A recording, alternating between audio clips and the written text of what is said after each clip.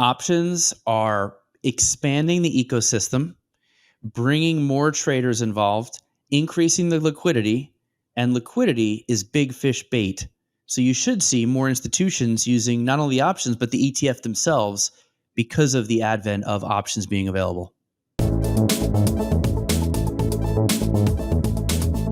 Hi, everyone. Welcome to Unchained, your no-hype resource for all things crypto. I'm your host, Laura Shin, author of The Cryptopians. I started covering crypto 9 years ago, and as a senior editor at Forbes, was the first mainstream media reporter to cover cryptocurrency full-time. This is the November 22nd, 2024 episode of Unchained. Polkadot is the original and leading Layer 0 blockchain with over 2,000 plus developers. And the Polkadot 2.0 upgrade will be a massive accelerator for the ecosystem. Join the community at polkadot.network/ecosystem/community. FBTC is the fastest growing omnichain BTC asset this summer. Join FBTC Points Inspired campaign where you can hold FBTC to earn sparks, lucrative yields, and token drops, all on your Bitcoin. Today's guest is Eric Balchunas, Senior ETF Analyst at Bloomberg. Welcome, Eric. Good to be here. This week, options on BlackRock's Bitcoin ETF, IBIT, launched, as well as some others. And IBIT on its first day saw $1.9 billion worth of these options changing hands on that first day. I wondered, before we get into the whole discussion, if you could just, first of all, explain what Bitcoin ETF options are and why this launch is so significant. Yeah, so just, ETFs are trading tools or, can be used in a variety of ways. You can go long or short. But options kind of open up more specific ways to express your opinion. For example, let's say you're just a little nervous about this recent, melt up in the price of Bitcoin. You could buy a put option, maybe $20 away from the price. That way you can just walk around a little calmer, that you won't have an 80% drawdown. And people, that's a totally rational way to use options. Right. And yeah, just for non-traders, put options give you the right to sell at a certain price. It gives you the right to sell at a certain price. So if Bitcoin went to 60,000, in 2 days, you'd feel better because you have a contract that allows you to sell it at 80. You've locked in that. Now it costs a little bit though, so there is a price to pay for the contract. In a way, it's a little bit like insurance on the put side. On the call side, it's almost like insurance also in that you're betting on whether the price will go up. So most of the action on IBIT so far has been on the call side, which generally is very bullish. So for example, you could bet that IBIT will hit $70. Right now it's 52. So IBIT's price would be different than the price of Bitcoin. Obviously, IBIT is its own thing. I think it's $52, $53.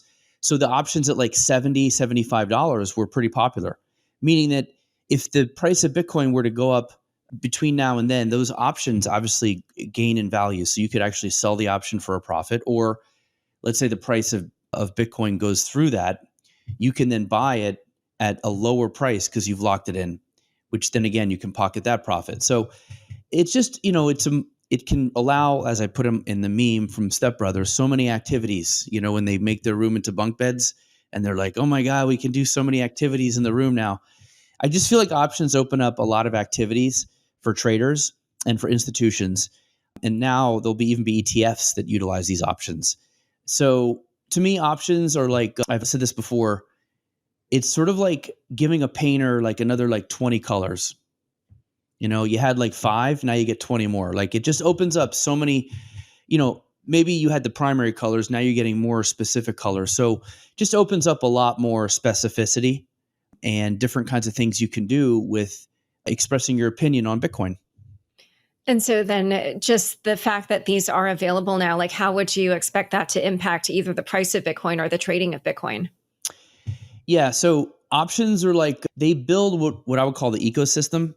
So if somebody is making a market in the options, they might use the futures or even the ETF itself to hedge.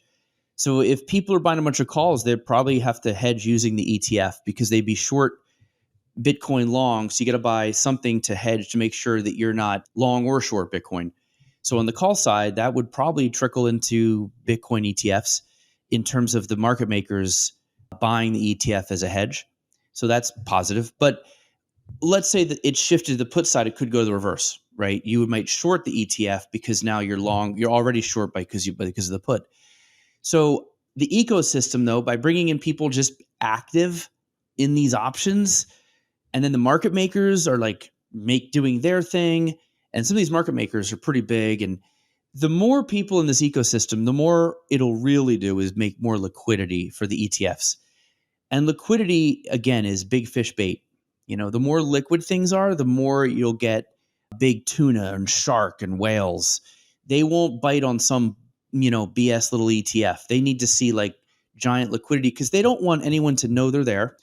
They also don't want to move the market. So this is the real benefit of all this. It just creates an ecosystem that comes back to the ETF in the form of more liquidity.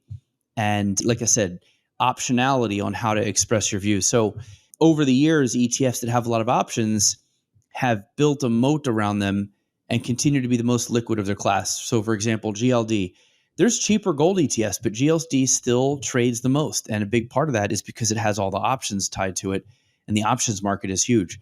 This is part of why SPY, there's 3 S&P 500 ETFs. Actually, there's 4. SPY is 9 basis points. The other ones are 3 basis points or lower, right? So they're 3 times as cheap. SPY, though, was the first and has this huge options market around it. I mean, SPY options are ridiculously robust, massive, deep oceanic liquidity. So to this day, even though the other 2 IVV and VOO's S&P ETFs are almost the same asset level of SPY, SPY still commands about 90% of all the volume amongst them. So again, for trading, it's just you can't overstate the importance of options. For the assets of the ETF, it's more important that like advisors want to buy Bitcoin. That would be a bigger bullish sentiment for assets. But the options really are going to grow liquidity, which again, then you get the occasional big fish biting, like a pension plan or a hedge fund, which you can already see in the IBIT 13Fs. So to me, I would look at it that way. But I think over time, if you're looking at if you're just purely interested in the assets of the ETFs growing, which means that the Bitcoin price would go up because the assets are 1-for-1 buying of Bitcoin, then you'd probably be, happy about this. But the bigger deal would be like just more advisor adoption, in my opinion.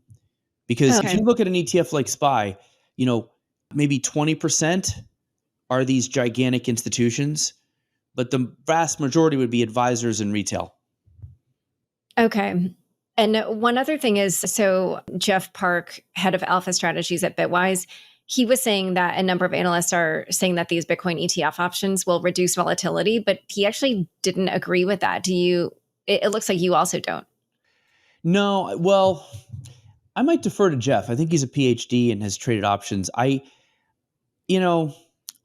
Maybe. We'll have to see. I think more than that, though, what will reduce volatility is the ETF growing, because the people who are using these ETFs clearly are not running at the drop of a hat. They're pretty strong hands. We've seen it, right? I've argued this on Twitter for like months that the boomers are actually, in some cases, the stronger hands than the natives. I've argued with people plenty about that fact, but people who use ETFs they're not dumb retail. They're really smart people and they know about behavior. And this exposure is probably a small portion of their portfolio. It isn't like their whole nest egg. So they're not going to overly panic on a drawdown. I think that the mainstreamification, the ETFification is probably going to lower volatility, right? Because you just have more, you have more long-term money in it. And obviously over time, you've seen a lot of the fraudsters and the crazy stuff seems to be like getting cleaned out. And the more that's replaced with like advisors, I just think that's probably a volatility dampener over time. There are people who would disagree with me. They'll say, oh, these retail people, they're going to increase vol. And that whole premise would be that they're going to jump ship as soon as the price goes down a little. I would say they're not. I would say, you might have 5-10% of people freak out if the price were to go down 30%. But we saw the price went down 24% in like 7-day period back in, 3 months ago. And 3% of the assets left. So 97% of the people were fine with that. So I think it'll be fine. I think, and also just maturity, I always tell people that gold is 4,000 years old. And if Bitcoin is digital gold, Bitcoin is literally 16-year-olds. It just had its sweet 16 birthday party. And if you know 16-year-olds, they're volatile, right? So as it gets older, by the time it turns 30, it's going to calm down, right?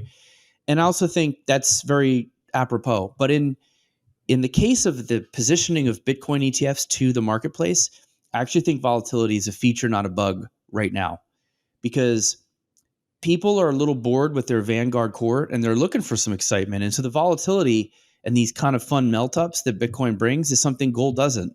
So that's a huge advantage over gold. They're both store of values, but Bitcoin has that volatile, higher ceiling energy that people are looking for in portfolios. So I consider it more powerful value proposition than gold at this time. And so you don't maybe want the volatility to go away so soon. Yeah, yeah. Well, he is saying that he feels like there's going to be more upside pressure, I guess. And that's actually something we can talk about in a second. But first, we're going to take a quick word from the sponsors who make the show possible. FBTC is an omni-chain BTC asset contributed by Mantle Network and Alpha Global. Launched in early July, FBTC's TVL has already passed $125 million, making the fastest growing BTC asset this summer.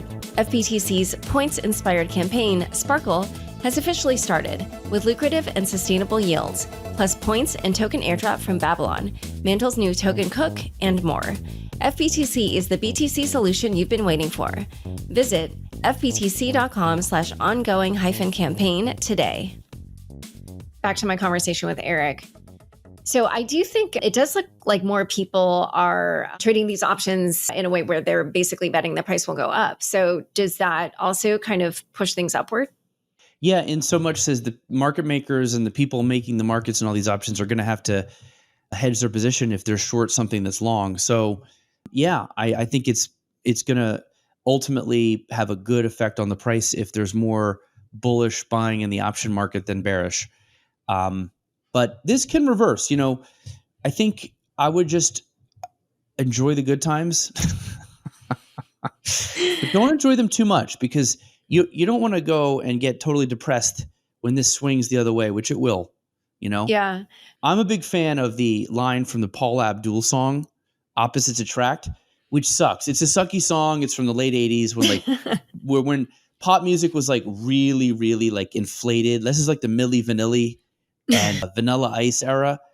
And Paul Abdul had this like couple hit songs in the late 80s. This is right before grunge came in and said, "Let's get real." And there's a line from Opposites Attract that says, "We take 2 steps forward, 1 step back." And I just feel like that is the best mantra I could give anybody buying the ETF or in crypto. And I think that right now we're in like a 2 giant steps forward phase, and it's great. But I don't know. It just seems like from what I've seen, there's going to be like a nasty step back. And you could find some of those options. The options movement will reflect that. Okay.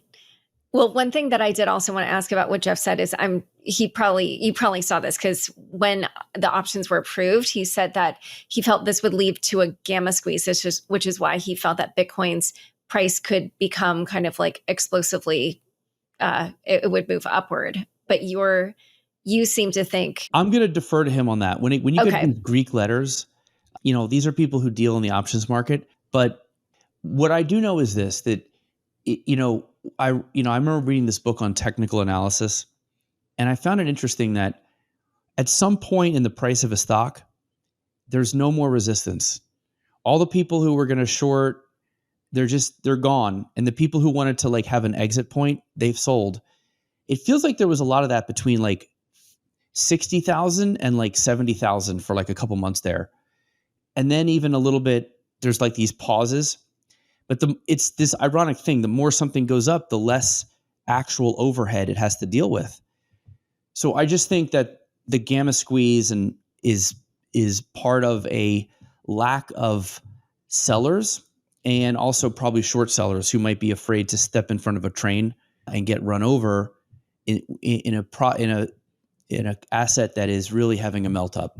So I don't know if it's just the gamma squeeze or if it's all part of what would be like a melt up, which I remember, this reminds me of the ARK situation in 2020. I mean, this ETF could do no wrong. Like every stock in it was up like, double, even triple digits. Every day it was up another like 8%. I called it ARC Mania. And this is sort of how, Kathy Wood was like the Beatles for about, a year there. I mean, she was that. This fund outperformed 100% of all the funds for like a year or two. There's an ARC Mania element to this. Obviously, ARC has come down a lot since. It's a different deal. Those were stocks. But there was a time where ARC, I think, broke through resistance and just became like, because it doesn't make sense that a diversified group of stocks should go up that quickly all the time. So I just would kind of call it a melt up that I've seen from time to time. And like I said, it's exciting when it happens. It's hard not to think in the back of your head, what's the downside here? Are we going to have a pullback? But I think, for Bitcoiners, you've seen a lot. You've lived through a lot. I would look at this as just like enjoy the good times, brace for a pullback. But it does seem like net. I was looking at the price like 2 years ago, it was trading at like 18,000. This was fresh off of Sam Bankman fraud. And it was like nobody had any respect for it. What a difference 2 years makes. I mean, that's incredible. Yeah. Yeah. Who typically trades options, and who do you think is trading these particular Bitcoin ETF options? Probably a mix of retail and institutions, probably a lot of retail. I mean, there's position limits, which could limit to retail, like a lot more retail than institution. But I also think that institutions are so native to options, they like them and they use them a lot. So I could see some of them. But whether it's the volume of the ETF or the options, like we don't know, like it's all anonymous. But my guess would be some breakdown between institutional and retail. Who I don't think is using them a lot is advisors. I think advisors are generally like they buy and hold something and that's it. So I think the common thread between the institutions and the retail would be they like to trade. They like to put on positions. So that's who's going to be using these, who uses most options. Okay. Well, so then I did want to ask about one other thing that I saw that Jeff tweeted, which was he said IBIT was approved only for 25,000 contracts as a position limit. And he said that at this level, the exercisable risk represents less than 0.5% of IBIT's outstanding shares.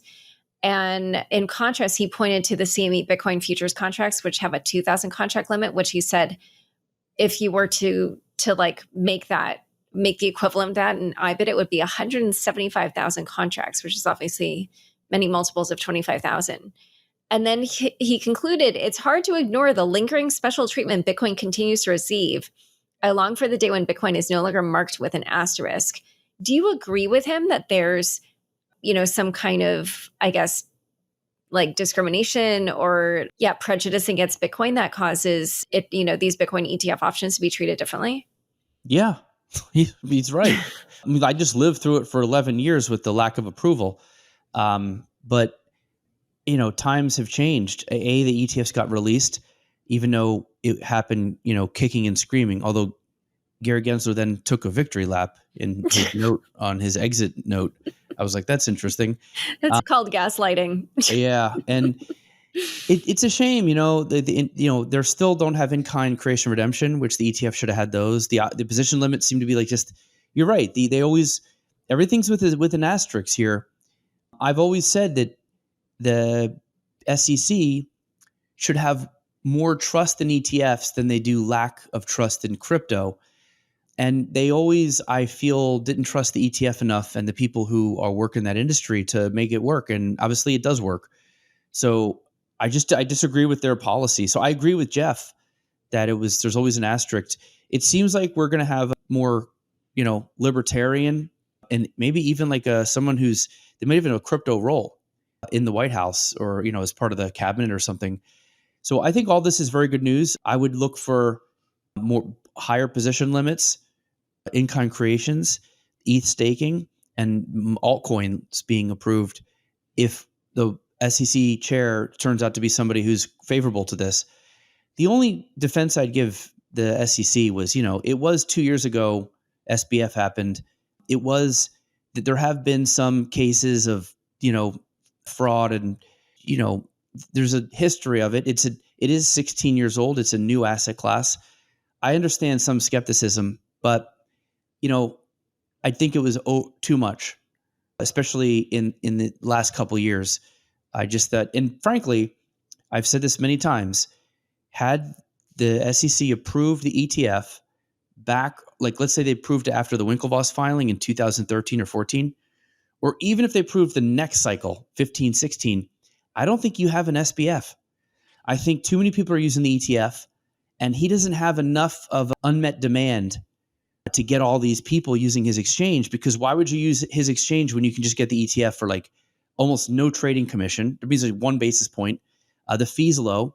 He wouldn't have had as big of a crowd, and then he wouldn't have had all that money to spend on those people and blow and not treat the customers correctly. And so I just think ETFs are SBF proof, but they could have been an SBF repellent if they were approved earlier. So I think they should be treated like everything else at this point. I think they've proven themselves. It's time for, big boy treatment. Yeah, I agree that, for a while, the industry was kind of like artificially depressed.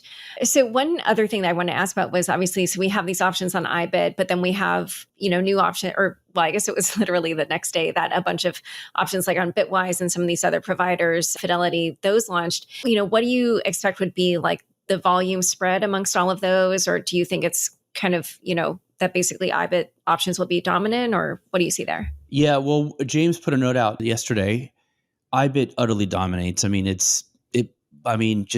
don't have the exact percentage, but it looked like it was around 95% of all of the options. But it's kind of unfair that IBIT got to go out a day early, because that one day, it meant a lot. I mean, they traded 1.9 billion that day in volume, which, by the way, was 4 times more than BITO options traded on the same day.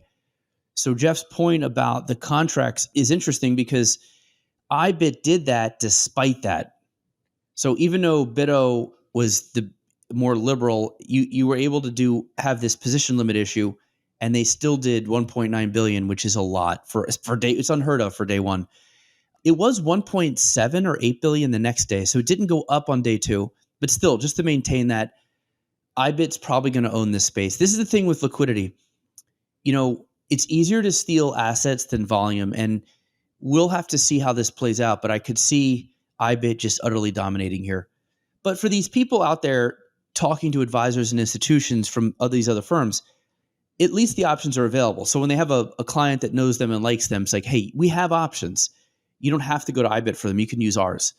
But once an ETF gets like this, it's like a happening party, and the liquidity's there, it's like unfair. It's like a snowball rolling downhill. The volume begets more volume. And then for the other guys, it's just so hard to deal with that. So it's very difficult to steal volume, near impossible, as I explained in the example earlier with SPY, still having like 90% of the volume, even though it only has like 40% of the market share of assets amongst those 3 S&P ETFs. That's Right. how powerful liquidity is. So just out of curiosity, when you talk about how the position limit on the Bitcoin ETFs, should have kind of made them less attractive than the ones on the Bitcoin futures options, ETF options, I was wondering, is it the same thing where spot Bitcoin, even options on spot Bitcoin ETFs are superior to options on Bitcoin futures ETFs? Is that why that happened? Or Yeah, it's a great question.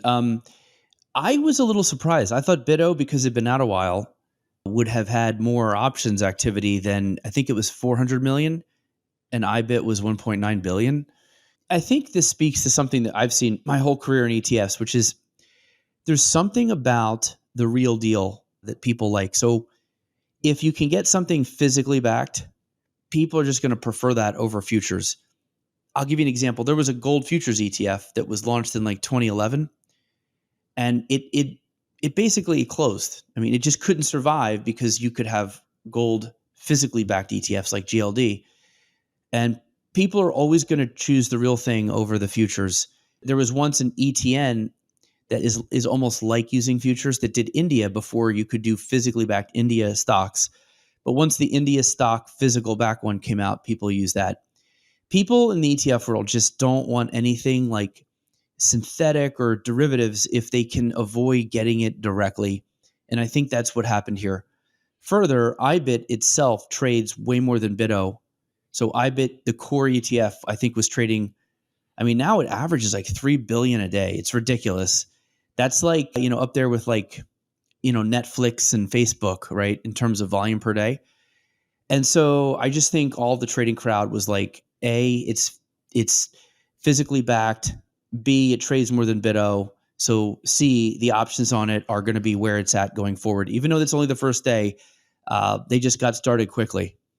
All this is probably going to make BitO, it'll still have a role in the market, but over time I could see it, slowly losing its volume and assets. Since there have been options on the crypto exchange Deribit, and those are tradable anytime, whereas the spot Bitcoin ETF options are only available during certain trading hours, I wondered what you thought the relationship would end up being between those two different assets. Yeah, so I think some of these exchanges that do specialty things, they'll probably hang around. They serve a specific audience, but over time, like the options that are connected to IBIT are regulated and familiar to the big money centers and the big player types that are, bring so much of this mainstream money. So I would look for that options market to utterly dwarf the, options over there. Just as I would look ultimately for, some of these ETFs to dwarf some of the other ways you can get exposure to Bitcoin. The familiarity and the plumbing and the regulatory backing, it just gives a lot of the big money safety. And so when you look at options trading and we look at like dollar volume, the bigger the investor, the faster that number goes up, right? Because if, so like I just said, IBIT trades 3 billion a day. Well, there could be an investor there that does 200 million trade. That's why volume begets more volume. And so if you have bigger investors that can put that kind of money to work like that would be like, 1,000 retail traders doing options on this exchange. You just need one of them. Well, let's say you get 1,000 of them trading. You can see how the numbers would add up very quickly on the IBIT options versus an exchange that was operating in a time where there were no options. So I would look again, the more activity around the ETFs, whether it's ETFs themselves or the options, the more they are going to be a threat to any other intermediary.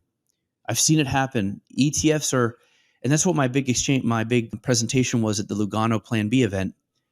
I basically was telling the crowd, ETFs are not TradFi boomer suit Wall Street as you think. They are cruel. They are disruptive juggernauts. They're very similar to Bitcoin. That's why this is an interesting marriage. ETFs, they're going to disrupt some of the crypto world in a similar fashion to how crypto is doing a little disrupting to the ETF space. It's just such a fascinating marriage.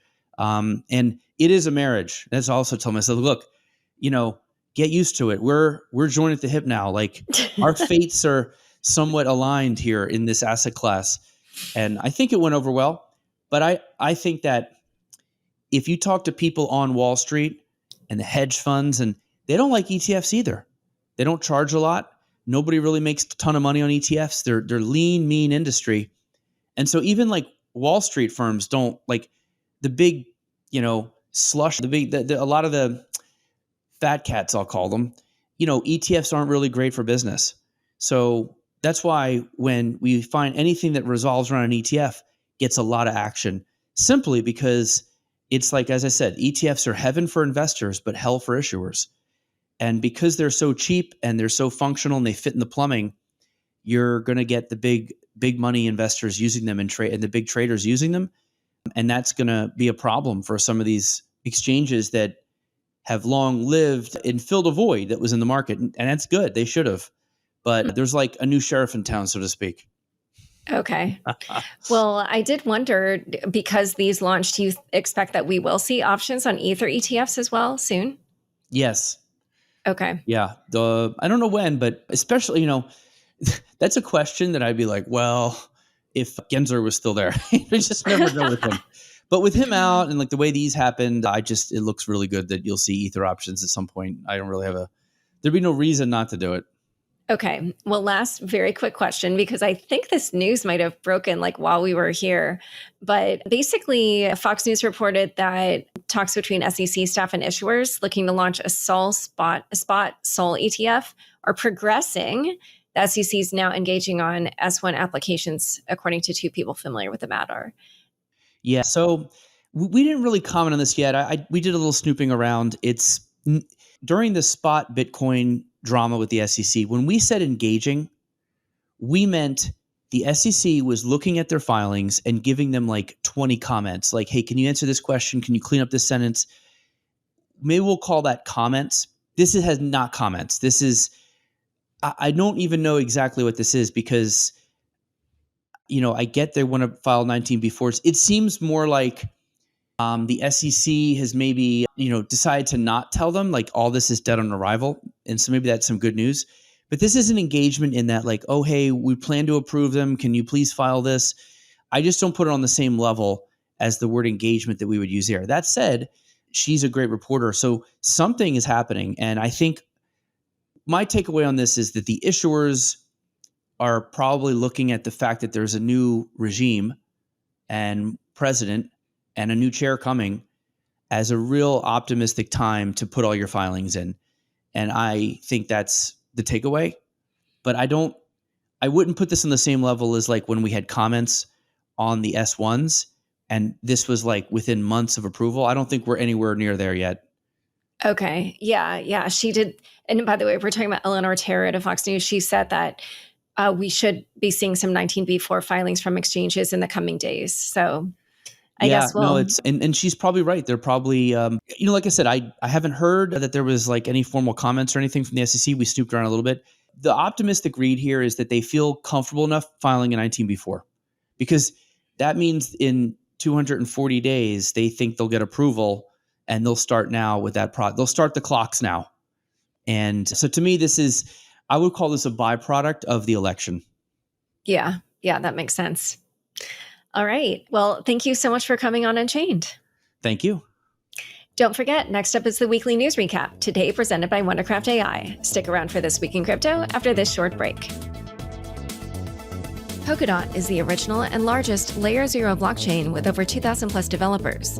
The anticipated Polkadot 2.0 upgrade will be a massive accelerator for the ecosystem, upgrading the infrastructure with 8 times higher transaction throughput and twice as fast block times, tailored core time for the needs of every protocol, trustless bridges to multiple chains, and revised tokenomics with a token burn to reduce inflation. Perfect for GameFi and DeFi to build, grow, and scale. Get your Web3 ideas to market fast. Think big, build bigger with Polkadot. Join the community at polkadot.network/ecosystem/community. Welcome to this week's Crypto Roundup. In today's recap, we dive into Gary Gensler's announcement about resigning from the SEC, Trump's plans for a pro-crypto White House, and big leadership changes in Congress, MicroStrategy's massive Bitcoin buy sending its stock soaring, and Coinbase's decision to delist wrapped Bitcoin. We'll also cover FTX co-founder Gary Wang's sentencing, Heather Morgan's prison term for her role in the Bitfinex heist, Lido DAO's legal challenges and its new blockchain identity project, and Sky's launch of a Solana-based stablecoin with major incentives. Finally, don't miss our FunBit story about a young meme coin creator who cashed out early and missed out on millions. Thanks for tuning in to the weekly news recap. Let's begin. Gary Gensler to leave SEC. Gary Gensler, chair of the U.S. Securities and Exchange Commission, SEC, will resign on January 20th, 2025, just as President-elect Donald Trump takes office. Gensler's departure ends speculation about whether he would seek to remain as a commissioner. During his tenure, Gensler expanded the SEC's focus from targeting individual token issuers to filing lawsuits against crypto exchanges such as Binance, Coinbase, and Kraken, accusing them of operating as unregistered securities brokers. While he initially opposed approving spot Bitcoin and Ether ETFs, a court ruling forced the SEC to greenlight these products. Trump has yet to announce Gensler's successor, but names such as Brad Bondi, Paul Atkins, Brian Brooks, and Teresa Goody-Glenn are reportedly under consideration. President-elect Donald Trump is considering to be his crypto policy advisors, but sources emphasize things could change quickly. Trump promised the crypto community that he would create a crypto-focused advisory council at the Bitcoin 2.0 conference in July. Sources say that people surrounding Trump have also been floating the idea of creating a separate role in the White House, typically referred to as a crypto KR, since July as well. The crypto czar would likely be someone with a policy background, sources told Unchained, primarily because Office of Government Ethics, OGE, rules would prohibit such a person from owning crypto. Some speculate, however, that Trump could appoint a new director of the OGE who could then waive that restriction for federal staff. One possibility is Chris Giancarlo, who served as chair of the CFTC under Trump during his first term. In an X post published last Thursday, Giancarlo said that he was not interested in the role of either SEC chair or a crypto role in the Treasury Department. But Giancarlo did not say he was uninterested in a White House or Advisory Council role. Trump Media explores Bakkt acquisition, expanding crypto footprint. Social media company Trump Media, which is owned by Trump, is reportedly in advanced talks to acquire cryptocurrency trading firm Bakkt, the Financial Times reported. Shares of both companies soared following the news, with Bakkt surging over 162% amid trading halts due to volatility. Created by Intercontinental Exchange, the parent company of the New York Stock Exchange, Bakkt has faced financial hurdles, including warnings of potential delisting earlier this year. The reported acquisition by Trump Media aligns with Trump's growing involvement in crypto ventures, such as his recent backing of crypto platform World Liberty Financial. FTX sets timeline for creditor and customer distributions. FTX announced it is nearing the final steps to implement its Chapter 11 plan of reorganization, with creditor and customer distributions expected to begin in early 2025. According to CEO John J. Ray III, the company has already recovered billions for creditors and is working to finalize arrangements with global distribution agents. FTX plans to provide customers with detailed instructions to set up approved accounts for distributions by December, including completing KYC verification and tax documentation. The plan's effective date is anticipated to be January 2025, with the first payments to claim holders in convenience classes occurring within 60 days. FTX emphasized the importance of meeting deadlines to ensure eligibility and noted potential delays for claims traded within 45 days of the record date. MicroStrategy scales. Bitcoin Holdings becomes top-traded stock. MicroStrategy continued to make headlines this week. On Wednesday, the company announced it was increasing its convertible senior note offering from $1.75 billion to $2.6 billion in order to acquire additional Bitcoin and fund general corporate purposes. The unsecured notes, due 2029, bear 0% interest and can be converted into cash, equity, or both, offering the firm flexibility in managing its debt. Earlier this week, MicroStrategy, the world's largest corporate holder of Bitcoin, announced it had acquired 51,780 BTC, valued at $4.6 billion, at an average price of $88,627 per coin. The purchase brings the total value of its Bitcoin holdings to approximately $29.7 billion, which were acquired at a cost of $16.5 billion since 2020. The latest news spurred a trading frenzy, with MicroStrategy's stock, MSTR, surpassing Tesla and Nvidia to become the most traded U.S. stock by dollar volume on Wednesday. Bloomberg analyst Eric Balchunas called the development wild times, reflecting the stock's 43% single-day surge and staggering 910% gain year-to-date. Coinbase to delist wrapped Bitcoin. Coinbase announced it will delist wrapped Bitcoin, WBTC, on December 19, 2024, citing concerns over its listing standards. Although users will still be able to move their WBTC off the exchange even after the trading suspension goes into effect. The decision follows recent scrutiny of WBTC after BitGo, WBTC's primary custodian, entered a partnership with BITG Global, a firm partly owned by Tron founder Justin Sun. The partnership has raised concerns about Sun's influence over the protocol. WBTC, launched in 2019, tokenizes Bitcoin for use on Ethereum and other blockchains, with a market capitalization exceeding $13.6 billion. Despite BitGo CEO Mike Belshe's assurances that Sun's role is limited and that WBTC remains decentralized, critics have raised transparency and governance concerns. Coinbase's delisting comes shortly after Coinbase introduced its own wrapped Bitcoin token, CBBTC, on its base blockchain. FTX co-founder Gary Wang avoids prison. Gary Wang, co-founder and former CTO of FTX, has been sentenced to time served with 3 years of supervised release for his role in the collapse of the massive cryptocurrency exchange. U.S. District Judge Lewis Kaplan highlighted Wang's cooperation, calling him the easiest cooperator authorities had encountered, and noting that his assistance was critical in the prosecution of FTX co-founder and former COO Sam Bankman-Fried. Wang pleaded guilty in December 2022 to multiple fraud and conspiracy charges, admitting that under Bankman-Fried's direction, he coded features that enabled Alameda Research to withdraw unlimited funds from FTX customer accounts. During Bankman-Fried's trial, Wang testified about these special privileges granted to Alameda, which he said misled the public and resulted in an $8 billion deficit. Prosecutors credited Wang with aiding not only this case, but also broader efforts to detect financial fraud. His contributions, Judge Kaplan remarked, were worthy of significant leniency, acknowledging Wang's minimal culpability compared to other defendants. Razil Khan, sentenced to 18 months in prison for role in $10.8 billion Bitcoin heist.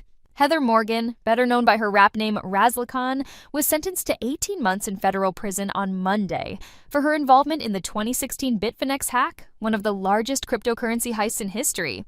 Her husband, Ilya Lichtenstein, the mastermind behind the scheme, received a 5-year prison sentence last week. Prosecutors revealed that Lichtenstein used advanced hacking tools to steal 120,000 Bitcoin, worth approximately $11.7 billion at today's prices, from Bitfinex. The couple then laundered the stolen funds using a mix of darknet markets, fictitious accounts, and cryptocurrency mixers. Some of the funds were even converted to gold and buried by the pair. Lido DAO faces legal challenges, while co-founders target World Network with new project, Lido DAO, the organization behind Ethereum's largest liquid staking platform, is facing legal scrutiny after a California federal court ruled that it could be classified as a general partnership under state law. The decision paves the way for DAO participants to be held liable for its actions. Judge Vince Chabria stated that Lido's profit-driven structure allows for liability under general partnership laws, even for token holders engaged in governance. This precedent-setting case now advances to discovery, potentially reshaping the liability framework for decentralized autonomous organizations. At the same time, CoinDesk reported that Lido's co-founders, Konstantin Lomashuk and Vasily Shapovalov, are pursuing a new venture aimed at challenging Sam Altman's World Network, previously known as WorldCoin. The pair's blockchain-based identity platform, dubbed Y, seeks to address privacy concerns raised by World Network's iris scanning technology. Y instead plans to authenticate users via blockchain activity and social data, avoiding biometrics entirely. Sky's USDS stablecoin launches on Solana with $2 million monthly incentives. Sky, formerly known as Maker, has launched its USDS stablecoin on Solana in a bid to expand its footprint. The launch marks USDS as the first major DeFi-native stablecoin on Solana, with a circulating supply surpassing 89 million within 24 hours of its launch. In order to encourage early adoption and liquidity, Sky is offering $2 million in monthly rewards to users who deposit USDS on platforms such as Camino Finance, Drift Protocol, and Save Finance. USDS, previously known as DAI, competes against dominant stablecoins such as USDT and USDC, which together control 88% of the stablecoin market. Sky also plans to roll out its Skylink cross-chain bridge, further integrating USDS into Solana's ecosystem. Time for fun bits. Kid cashes out early and misses millions. Imagine launching a meme coin, making a tidy 5-figure profit, and then realizing you just left millions of dollars on the table. That's the saga of a young entrepreneur who minted a token via Pump.Fun this week. The child, whose name is not known, sold their entire stash while on a live stream for thousands of dollars, only to watch the crypto community catapult the token's market cap past $100 million later that day. Ouch. Adding to the story, the kid created 2 additional meme coins after the initial sale, but these did not achieve the same explosive success. The crypto community's fascination remained focused on the original token, which was CTO'd by others in the space, meaning a new technical direction was assumed for it. The community even launched spin-off meme coins linked to the creator's family, amplifying the spectacle. And that's all. Thanks so much for joining us today. If you enjoyed this recap, go to unchainedcrypto.substack.com, that is unchainedcrypto.substack.com, and sign up for our free newsletter so that you can stay up to date with the latest in crypto. Unchained is produced by Laura Shin, with help from Matt Pilchard, Juan Aranovich, Megan Gavis, Pam Majumdar, and Margaret Correa. The weekly recap was written by Juan Aranovich and edited by Nelson Wang. Thanks for listening. Unchained is now a part of the CoinDesk Podcast Network. For the latest in digital assets, check out Markets Daily, 5 days a week, with host Noel Atchison.